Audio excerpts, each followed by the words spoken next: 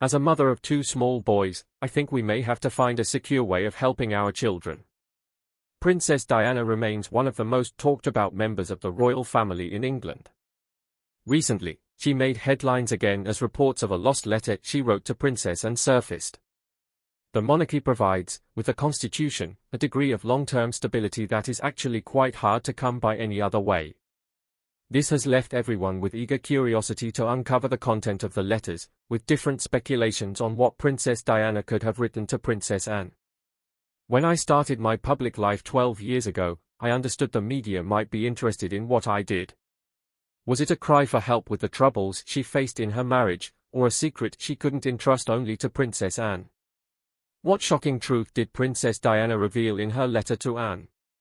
Join us as we uncover Princess Diana's letter to Princess Anne. Princess Diana's lost letter to Princess Anne has sparked widespread curiosity. Diana, the beloved princess who died in a tragic car accident in 1997, was known for her grace, beauty, and compassion. However, she was also a woman who faced countless challenges within the royal palace. While she presented a perfect princess image to the public, only a few knew about her troubles. Among them reportedly was Princess Anne.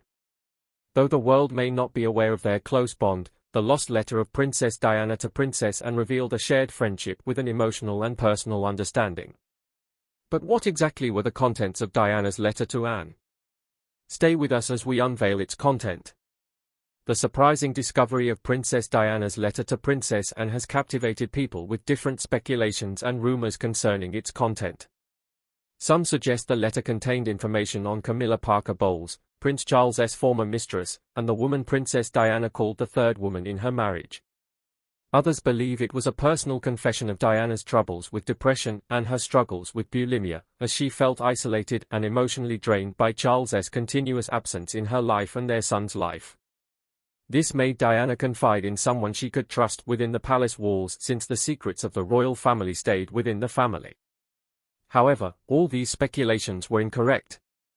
The letters weren't about Camilla or Diana's personal health troubles, but something else. Diana's letters weren't like casual notes, but intimate, heartfelt expressions of her innermost thoughts. Notably, these letters have been dated between the 1980s and the 1990s, marking a tumultuous period in Diana's life when she struggled with the demands of royal life, an unfaithful husband, an absent father to her kids, and overwhelming loneliness. As Diana's marriage deteriorated, she struggled to maintain a perfect composure in public and turned to writing as her outlet, a way to clear her mind. Little did she know these letters would one day be shared with the public. But why Anne? Why did Diana choose Anne, of all the people in the royal family, to share her innermost thoughts?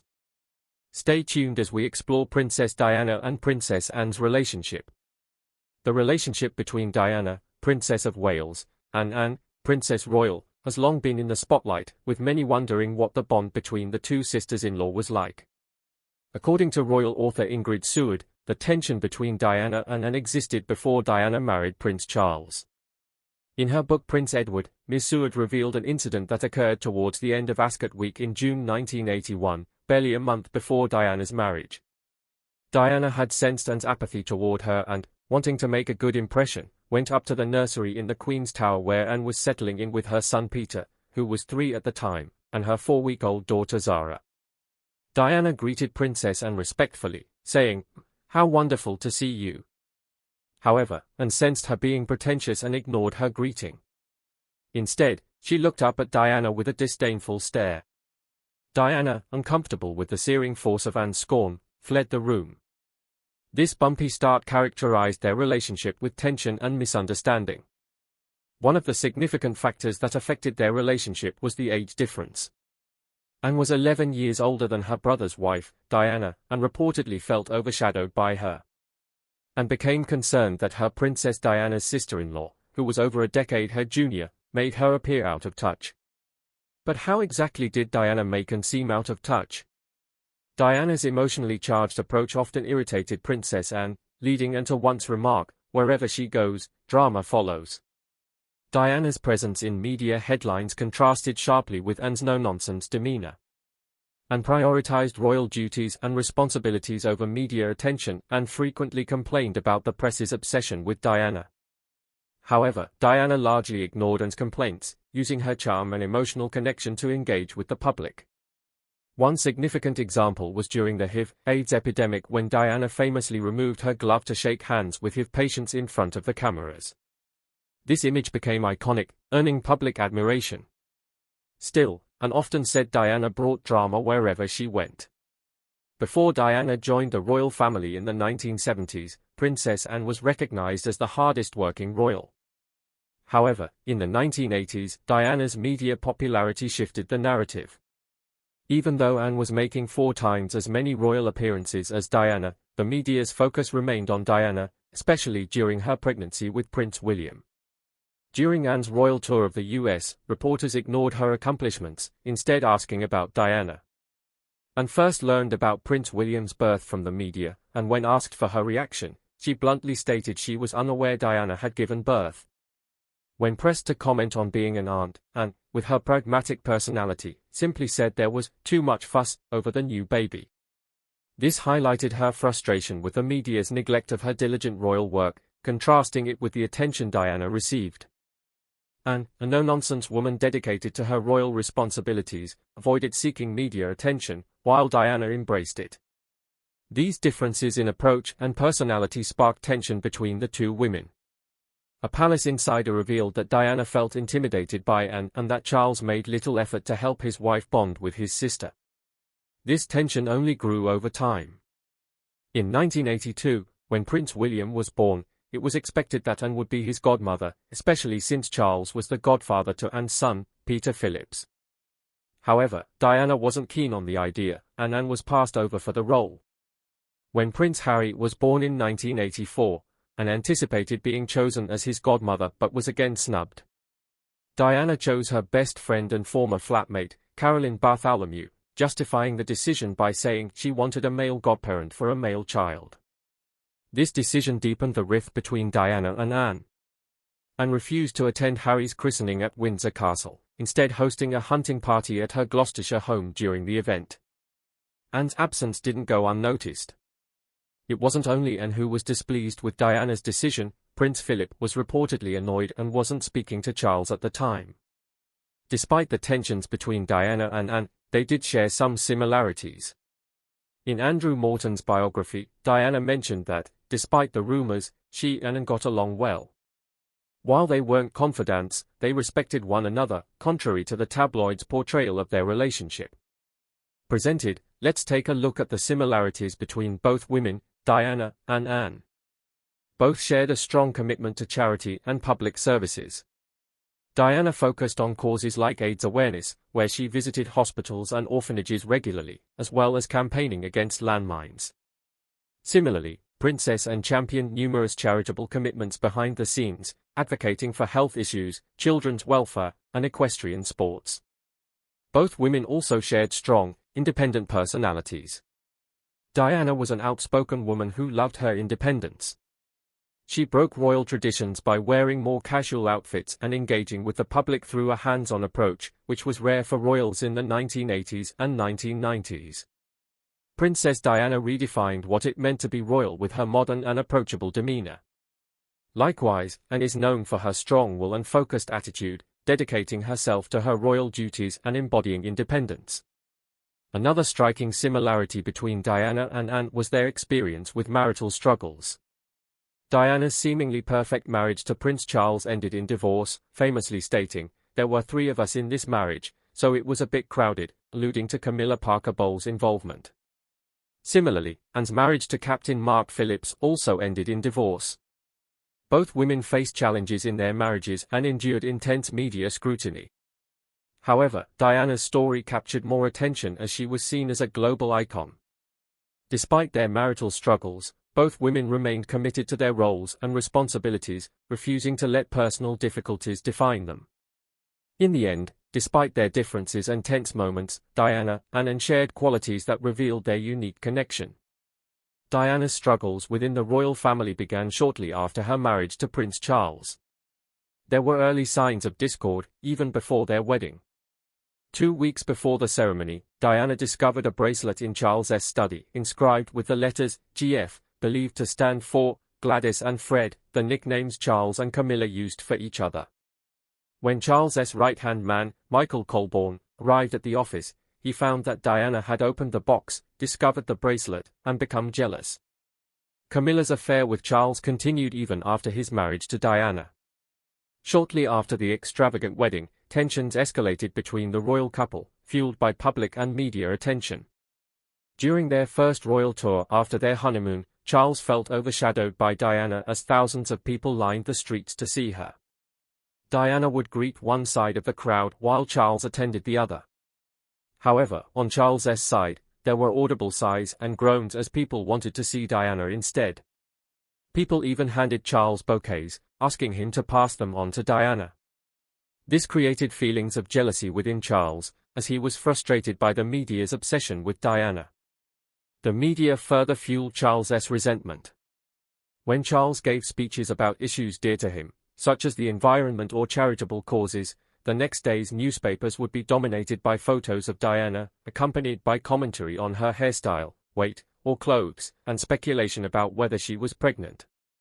Charles, who was once in the spotlight, found himself treated as secondary, which deepened his frustration and jealousy. But it doesn't end there. In addition to the public and media attention, Diana struggled with her marriage as Charles was barely at home. He was occupied with his royal duties and spending time with Camilla as they had renewed their affair, and Diana was aware. The knowledge of Charles's relationship with Camilla worsened Diana's emotional health. She felt heartbroken, and the situation seemed to worsen as she dealt with postnatal depression following the birth of Prince Harry. However, no one in the royal family supported her, as they saw her as an attention-seeking person. This made Diana distant and isolated from everyone else, and she had to deal with her struggles alone. However, Diana's isolation led to something else: bulimia, an eating disorder marked by excessive eating followed by vomiting.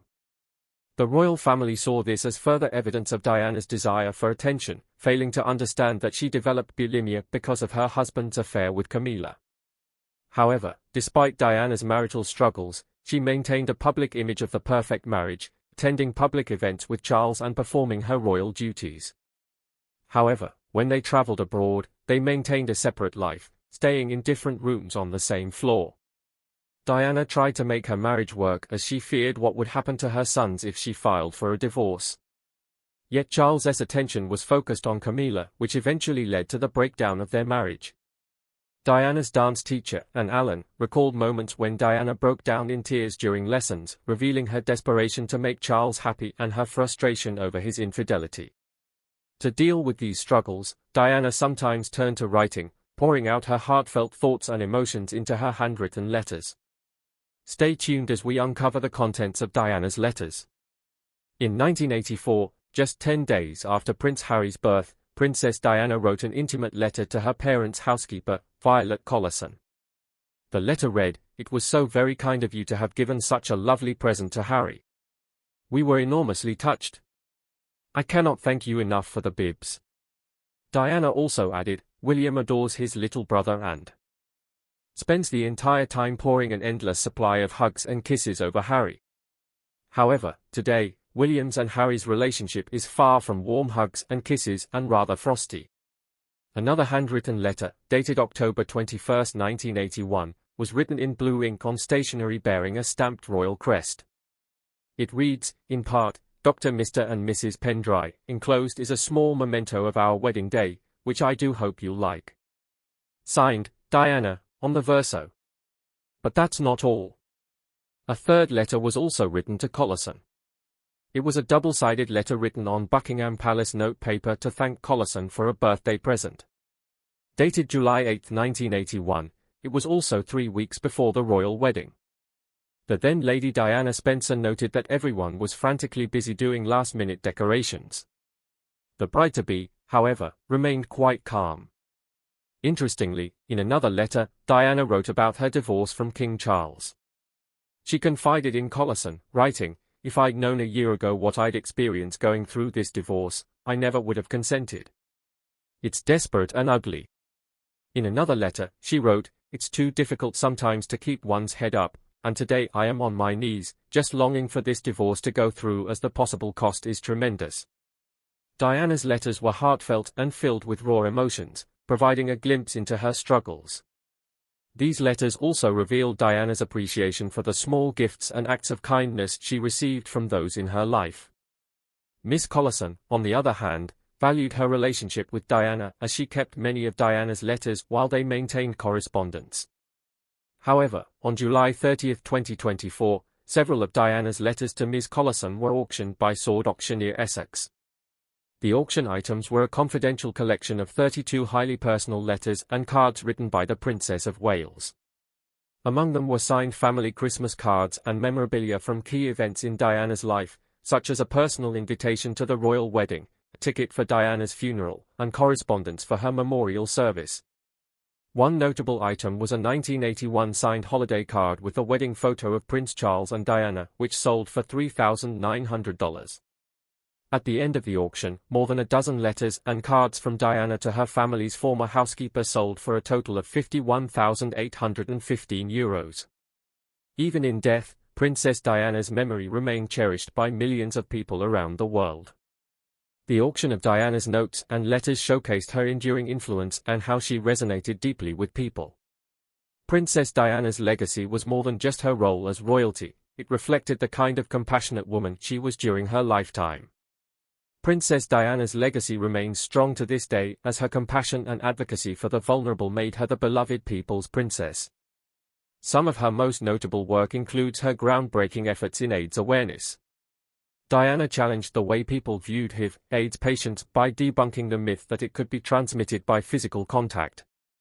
She did something no royal would have done before. She famously took off her gloves and shook the hands of an AIDS patient. This simple yet powerful act helped improve the public perception of AIDS patients in the 1980s. The broader AIDS ward at Middlesex Hospital was the only specially designed AIDS ward in Britain at the time, and the hospital recognized that Diana's visit was more impactful than all government propaganda combined. Diana went on to open the UK's first purpose-built AIDS unit at London's Middlesex Hospital, exclusively focused on caring for those with the virus.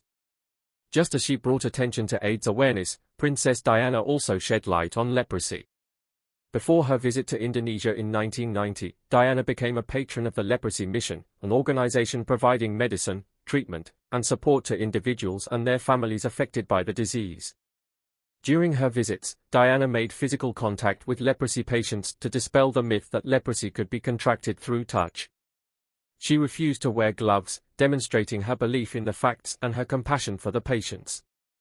Diana remained an active member of the organization, continuing to support and advocate for those affected by the disease. During her lifetime, aside from health causes, Princess Diana was deeply concerned with societal causes, particularly the poor and homeless masses in society. She looked for a way to help them, and in 1992, she became a patron of Centrepoint, a charity aimed at helping homeless young people and seeking to end youth homelessness in the UK. Diana often took her sons with her to these visits, recognizing how important it was for the princes to develop a sense of the hardships and injustices faced by so many members of society. Diana was also a passionate advocate against the use of landmines, which left devastating consequences for those who were left behind. During Diana's visit to Angola with the British Red Cross, she met with the Halo Trust, a charity working to clear mines left during the Angolan Civil War. She collaborated with them to stop the use of landmines. Diana also did something remarkable, walking across the cleared lane in an active minefield. This iconic walk drew the attention of global figures to the dangers posed by the use of landmines. Diana's efforts further helped the campaign for an international ban on landmines.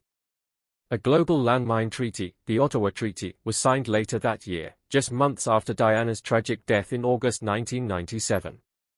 The shocking allegations about Princess Diana's death led authorities to review new and sensational claims that she was actually murdered by the British government. Today, Princess Diana's sons continue her charity work. Her 20th anniversary year feels like a good time to remember all the good things about her. As they strive to continue her humanitarian legacy, spreading awareness, and giving a voice to those in need, Prince William and Prince Harry honor her memory in their own ways. In one of his most candid interviews, Britain's Prince William talked about the impact of losing his mother, hoping to help others by sharing his very personal thoughts. "My mother would have known that she'd been deceived. She was failed not just by a rogue reporter but by leaders at the BBC who looked the other way rather than asking the tough questions. Prince Harry is actively involved in HIV/AIDS awareness programs, while Prince William supports Centrepoint, continuing the work of their mother. In 2007, he became acting president of the Royal Marsden Hospital, a children's cancer unit, a cause close to his mother's heart. Prince William has aimed to consecutively visit the hospital and its patients to the present day. Diana left an incredible footprint on the world, and her memory continues to inspire millions. These moments show that Diana left her footprints before she passed on, and she still lives on as her memory is cherished. What do you think of Diana's letters? If she had written a letter to Princess Anne, what do you think she would have written about?